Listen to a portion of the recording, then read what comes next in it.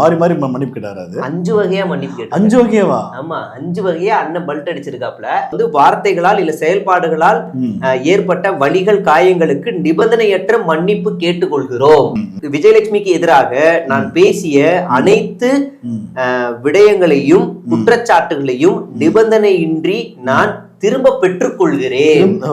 நான் விட்டது எல்லாமே தப்புதான், என்ன வந்து மன்னிச்சிருங்க, அதை வந்து ரிட்டர்ன் வாபஸ் வாங்கிக்கிறேன் அப்படின்றாரு.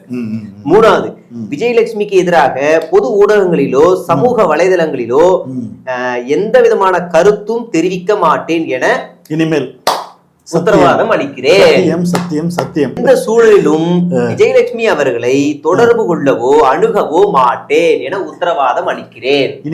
இனிமேல் அப்ப இவ்வளவு அணுகிருக்காரு. கோர்ட்டு கேட்கவே இல்லை.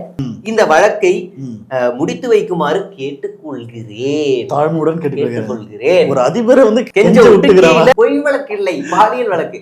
அப்ப பாலியல் வழக்கு அழுத்தி சொல்ல குற்றம் செய்யவில்லை என நிரூபித்து வெளியில வராரு. அதுதான் விடுதலை. அதுதான் விடுதலை. இது வந்து வாபஸ் வாங்கிட்டு போயிருக்கிறாங்க. அண்ணன் வந்து பாலியல் குற்றவாளிங்கிறது உறுதிதான், குற்றவாளி தான். ஆனா கேஸ் வாபஸ் ஆயிருச்சு. கண்டிப்பா. அவ்வளவுதான்.